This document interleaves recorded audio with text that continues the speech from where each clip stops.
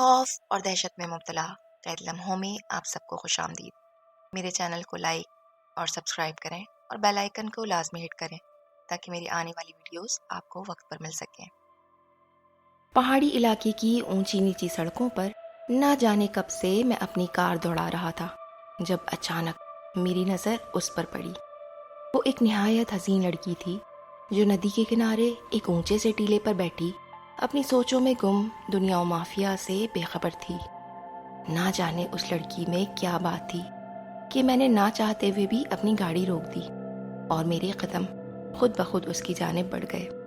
حیرت انگیز طور پر جتنی نزدیک وہ نظر آ رہی تھی اتنی نزدیک نہ تھی۔ کافی بڑا چکر کاٹ کر بالآخر میں اس تک پہنچنے میں کامیاب ہو ہی گیا۔ وہ بلا شبہ بہت خوبصورت تھی۔ وہ اس حسین وادی کے ڈوبتے سورج کے منظر کو بڑے انہماک سے دیکھ رہی تھی۔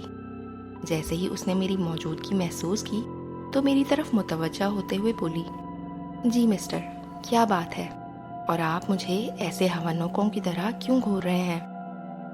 اس کے اس اچانک سوال پر میں جو حقیقتاً اسے بڑے شوق سے دیکھ رہا تھا ایک دم گڑبڑا گیا اور میری اس حرکت پر وہ ہنس پڑی۔ اس سے پہلے کہ میں اس سے کوئی بات کرتا وہ اٹھ کر ایک طرف کو چل دی۔ غیر ارادی طور پر میں بھی اس کے پیچھے چل پڑا، جس پر اس لڑکی نے غصے سے میری طرف دیکھا اور بولی، خبردار میرا پیچھا مت کرنا ورنہ اچھا نہ ہوگا، اور تیزی سے آگے بڑھ گئی۔ میں اپنی اس حرکت پر خاصا شرمندہ ہو گیا کیونکہ میں واقعی اس کے پیچھے چل رہا تھا۔ کتنی ہی دیر میں وہیں کھڑا ہو کر اس کو جاتا دیکھتا رہا، پھر جیسے مجھے ہوش آ گیا کیونکہ رات کی سیاہی اب پھیلنے کو تھی اور میں نہ جانے کب سے یوں ہی اپنی دھن میں کار ڈرائیو کرتے کرتے ایک قدرے ویران علاقے میں آ گیا تھا۔ یہ میرا معمول تھا۔ میں اپنی زندگی کی مصروفیات سے اکتا جاتا تو کچھ دن کے لیے پہاڑی علاقے کی طرف نکل جاتا تھا، مگر آج میں شاید کہیں بہت دور نکل آیا تھا کیونکہ یہاں نہ آبادی تھی اور نہ ہی دور دور تک کوئی ہوٹل نظر آ رہا تھا۔ خیر، میں نے کسی ہوٹل کی تلاش میں اپنی گاڑی دوڑا دی اور کچھ دوری پر مجھے ایک چھوٹی سی عمارت نظر آ گئی جو خوش قسمتی سے ایک ریسٹ ہاؤس تھا، مگر حیرت انگیز طور پر اس ریسٹ ہاؤس کے علاوہ اس پورے علاقے میں اور کوئی عمارت نہ تھی۔ خیر، میں تھکا ہوا تھا تو اتنا سوچنے کی مجھ میں ہمت نہ تھی، بلکہ میرے لیے یہی غنیمت تھا کہ مجھے رات گزارنے کے لیے جگہ مل گئی تھی۔ ریسٹ ہاؤس میں صرف ایک ملازم تھا جس نے بہت عجیب انداز میں رسمی سی بات چیت کے بعد مجھے میرے کمرے تک پہنچا دیا۔ کمرہ چھوٹا سا تھا مگر بستر آرام دہ تھا۔ میں کچھ دیر سستانے کے لیے لیٹ گیا۔ مجھے اس لڑکی کا خیال آیا جسے میں نے ندی پہ دیکھا تھا۔ کچھ عجیب سی کشش تھی اس میں۔ یہی سب باتیں سوچتے سوچتے نہ جانے کب میری آنکھ لگ گئی۔ جب آنکھ کھلی تو رات کا 1:30 بجا تھا۔ مجھے سخت بھوک لگی تھی۔ سوچا باہر جا کر ملازم کو کھانے کا آرڈر دوں، مگر باہر سخت سردی کے ساتھ گہرا سناٹا تھا اور ملازم کا بھی کچھ اتا پتا نہ تھا۔ میں واپس اپنے کمرے میں آ گیا اور اپنے بیگ سے اپنی پسندیدہ کتاب نکال کر پڑھنے لگا کیونکہ نیند تو اب کوسوں دور جا چکی تھی۔ ابھی مجھے کتاب پڑھتے چند منٹ ہی گزرے تھے کہ مجھے باہر سے تیز ہوا کا شور سنائی دیا۔ ہوا اتنی تیز تھی کہ کھڑکی دروازے زور زور سے بج رہے تھے، مگر مجھے اس لیے فکر نہیں تھی کیونکہ کمرے میں آتے وقت میں نے اچھی طرح سے دروازے اور کھڑکیوں کو لاک کیا تھا۔ اچانک ہی میری کتاب کے صفحے زور زور سے پڑپڑائے اور ساتھ ہی تیز ہوا نے میرے بالوں کو چھیڑتے ہوئے میرے جسم میں ٹھنڈک سی بھر دی۔ میں نے چونک کر کھڑکی کی طرف دیکھا تو وہ چوپٹ کھلی تھی۔ میں نے حیرت سے کھڑکی کی طرف دیکھا کہ کھڑکی کی کنڈی تو اندر سے بند تھی، پھر وہ کیسے کھل گئی؟ مگر فی الحال میں کچھ بھی سوچنے سمجھنے کی پوزیشن میں نہ تھا کیونکہ کھڑکی سے آنے والی سرد ہوا نے کمرے کو یکدم ہی ٹھنڈ سے بھر دیا تھا۔ میں بھاگتا ہوا کھڑکی بند کرنے پہنچا اور میری نظر کھڑکی سے باہر چلی گئی۔ ہر سو گھپ اندھیرے کی چادر تنی تھی اور بس شائیں شائیں ہوا کا شور تھا جو رات کی اس پہر کو ہولناک بنا رہی تھی۔ موسم کے تیور نہایت خطرناک تھے۔ کسی انسان کی میرے سوا موجودگی بھی ناممکن تھی۔ جنگلات سے بھرے ہوئے پہاڑ، ان میں طرح طرح کے خطرناک جانور اور ان کے درمیان یہ ریسٹ ہاؤس اور اس میں اکیلا۔ اس سوچ کے تحت میں جھرجھری لے کر رہ گیا اور ہمت کر کے کھڑکی کی چٹخنی لگائی اور اپنے بستر پر آ بیٹھا۔ اب مطالعے کا تو سوال ہی پیدا نہیں ہوتا تھا، اس لیے میں نے سونے کی کوشش کی۔ ابھی کچھ ہی دیر گزری تھی کہ مجھے یوں محسوس ہوا جیسے کمرے کی کھڑکی پھر سے کھل گئی ہو۔ میں نے جھٹ سے کمبل اتار پھینکا اور یہ دیکھ کر سہم سا گیا کہ اب کمرے کی دوسری کھڑکی کھلی ہوئی تھی اور ہوا زور و شور سے اندر آ رہی تھی۔ میں دیوانہ وار بھاگتا ہوا گیا اور جلدی سے کھڑکی بند کر کے واپسی کے لیے موڑا ہی تھا کہ مجھے یوں محسوس ہوا جیسے کسی نے دروازے کو ہلکے سے بجایا ہو، اور پھر 2 سے 3 مرتبہ دروازے کو اسی طرح آہستگی سے بجایا گیا۔ میں خوف کی شدید لپیٹ میں چھلانگ لگاتا ہوا اپنے بیڈ پر بیٹھ گیا اور دروازے کی طرف دیکھنے لگا۔ مجھے اپنی پیشانی پر کسی چیز کی حرکت کا احساس ہوا۔ میں نے دھڑکتے دل کے ساتھ اپنا ہاتھ اپنی پیشانی پر پھیرا تو میرے حلق سے بے ساختہ ٹھنڈی سانس خارج ہو گئی، کیونکہ وہ پسینہ تھا جو ماتھے سے بہتا ہوا گالوں تک آ گیا تھا۔ چونکہ ماحول اتنا خوفناک تھا کہ سخت سردی میں بھی مجھے پسینہ آ رہا تھا۔ پھر اچانک کمرے کی چھت پر بہت سے لوگوں کی چلنے کی اتنی تیز آواز آنے لگی جیسے چھت اب گر جائے گی، اور ساتھ ہی میرا بیڈ جس پر میں اکڑوں بیٹھا تھا زور زور سے ہلنا شروع ہو گیا۔ پہلے تو میں سمجھا کہ زلزلہ آ گیا ہے، مگر جب غور کیا تو کمرے کی ہر چیز اپنی جگہ رکی ہوئی تھی۔ میں نے بیڈ کی سائیڈوں کو مضبوطی سے پکڑا ہوا تھا۔ اگر میں ایسا نہ کرتا تو کب کا نیچے گر کر اپنی ہڈی توڑوا چکا ہوتا۔ کچھ دیر تک یوں ہی ہلنے کے بعد جب میری ہمت جواب دے گئی تو میں نے زور سے چیخ کر کہا، کون ہے جو یوں بزدلوں کی طرح چھپ کر ڈرا رہا ہے؟ اگر بہادر ہو تو سامنے آؤ اور بند کرو اپنا یہ کرتب۔ میرا ایسا کہنے کی دیر تھی کہ سب کچھ یکدم جیسے رک گیا۔ کچھ لمحے تک گہری خاموشی چھا گئی۔ ابھی میں اپنی آنکھیں پٹپٹاتے ہوئے چاروں طرف دیکھ ہی رہا تھا کہ ایسی چیخ و پکار مچی کہ کان کے پردے پھٹنے کے قریب تھے۔ آوازیں ناقابل برداشت ہوئیں تو میں تڑپ کر بیڈ سے اٹھا اور ایک جھٹکے سے دروازہ کھول دیا۔ تیز ہوا کے ساتھ ہی ٹھنڈ کی ایک لہر میرے جسم میں سرایت کر گئی۔ دروازہ کھلنے پر بھیانک آوازوں کا شور اور بھی بڑھ گیا۔ میں وحشت زدہ ہو کر بھاگ کھڑا ہوا۔ مجھے کچھ پتا نہیں کہ میں کہاں بھاگا جا رہا تھا۔ ہوائیں یوں ہی چیختی چنگھاڑتی پھر رہی تھیں۔ مجھے بھاگتے بھاگتے نہ جانے کتنی دیر ہو گئی تھی۔ پھر آوازیں آنا بند ہو گئیں تو میں بھی ٹھٹک کر رک گیا۔ اپنے ارد گرد دیکھا مگر کچھ سمجھ نہ آ رہا تھا کہ میں کہاں ہوں۔ عجیب و غریب سا علاقہ تھا، ہر چیز جیسے رکی ہوئی تھی۔ چاند نکلا ہوا نہ تھا مگر پھر بھی ہر چیز بہت واضح دکھ رہی تھی۔ ہواؤں کا شور بدستور جاری تھا۔ میرا لباس، میرے بال ہوا سے اڑ رہے تھے، مگر عجیب اور خوفناک بات یہ تھی کہ اتنی تیز ہوا کے باوجود وہاں موجود تمام درخت اور پودے بالکل ساکت تھے۔ ایک پتا تک نہیں ہل رہا تھا، بس ایک میں تھا جو ہوا کے جھکڑوں سے لڑ رہا تھا۔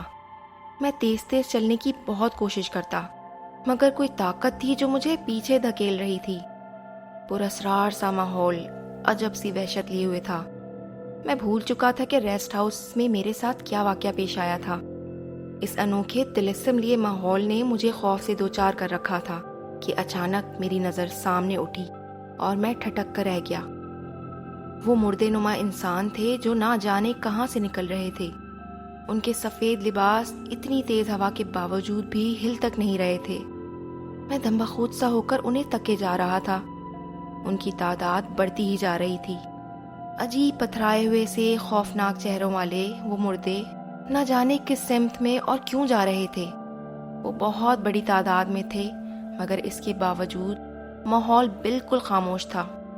اور پھر اچانک اس ساکت ماحول میں ایک عجیب سی آواز گونجی جو کسی طرح بھی انسانی نہ تھی۔ وہ جو کوئی بھی تھا اس نے بڑی اذیت ناک لہجے میں کہا، اے آدم زاد، تو کیوں ہماری پرسکون دنیا میں بے چینی بھرنے آیا ہے؟ ہم صدیوں سے سکون میں تھے، لیکن تو نے یہاں قدم رکھ کر ہمارے سکون کو برباد کر دیا ہے۔ واپس چلا جا اپنی دنیا میں، چلا جا، چلا جا۔ اور پھر سارے مردے میری طرف دیکھ کر اپنے خوفناک منہ کھولے چنگھاڑنے لگے۔ میں خوفزدہ ہو کر تیزی سے پلٹا اور حیرت انگیز طور پر میرے قدموں میں جیسے جان پڑ گئی اور میں ایک سمت کو بھاگنے لگا۔ شعوری طور پر میں ریسٹ ہاؤس واپس نہیں جانا چاہتا تھا، مگر ہوش تو تب آیا جب میں ریسٹ ہاؤس کے گیٹ سے اندر داخل ہو رہا تھا۔ وہاں کا ماحول صاف ہونے کے باوجود دہشت ناک لگ رہا تھا۔ ایسا لگ رہا تھا جیسے وہاں بہت سے لوگ موجود ہوں، مگر بظاہر کوئی نہیں دکھ رہا تھا۔ میں ڈرتے ڈرتے سامنے بنے ایک بینچ پر بیٹھ گیا اور اپنی تیز چلتی سانسوں کو ہموار کرنے لگا۔ اتنے میں میری نظر سامنے اٹھی۔ صحن کے بیچوں بیچ لگا درخت ہوا کے زور سے مسلسل ہل رہا تھا، اور اس کے نیچے کوئی موجود تھا جو سر جھکائے بیٹھا تھا۔ اسے دیکھ کر میں ٹھٹک گیا۔ اس وقت ہر قسم کا ڈر میرے ذہن سے نکل چکا تھا۔ اس ڈراؤنے ریسٹ ہاؤس میں میرے سوا بھی کوئی اور آدمی موجود ہے، یہ سوچ کر میرے دل کو ڈھارس ملی۔ میں بلا جھجک آگے بڑھا اور درخت کے نیچے بیٹھے اس آدمی کے کندھے پر ہاتھ رکھا، مگر او میرے خدا، اس آدمی کا وجود برف کی مانند یخ تھا۔ میں نے ایک جھٹکے سے اپنا ہاتھ ہٹایا۔ اتنی دیر میں اس شخص نے مڑ کر میری طرف دیکھا۔ میری آنکھیں خوف سے پھیل گئیں، کیونکہ اس کا چہرہ لٹھے کی مانند سفید تھا، اور آنکھوں کی جگہ گڑھے اس کی خوفناکی میں اضافہ کر رہے تھے۔ وہ خرخراتی ہوئی غیر انسانی آواز پر میری حالت پر ہنس رہا تھا۔ میں آہستہ آہستہ پیچھے ہٹنے لگا، جبکہ وہ بے ڈھنگے پن سے ہنستا رہا۔ اچانک مجھے پھر ٹھٹک کر رکنا پڑا، کیونکہ کسی نے اپنا برف جیسا ہاتھ میرے کندھے پر رکھا تھا۔ میرے جسم پر خوف سے کرنٹ دوڑ گیا، کیونکہ سامنے بیٹھا جیسا ایک اور آدمی، جسے آدمی کہنا جائز نہیں تھا، میرے پیچھے کھڑا تھا اور اسی طرح بے ڈھنگی ہنسی ہنس رہا تھا۔ اب نہ میں آگے بڑھ سکتا تھا اور نہ پیچھے ہٹ سکتا تھا۔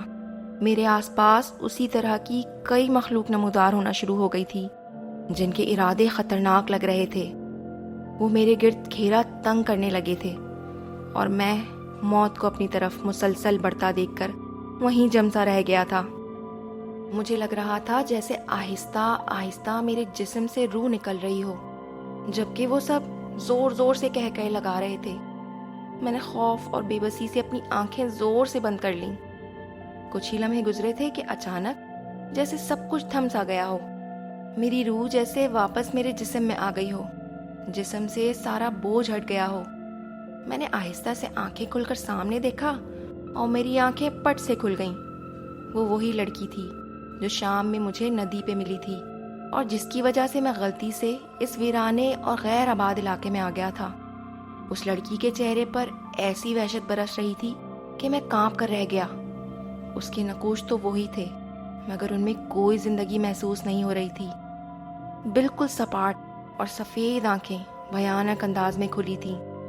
وہ عجیب سی نظروں سے مجھے گھور رہی تھی، جبکہ میں بھی یکٹک اسے ہی تکے جا رہا تھا۔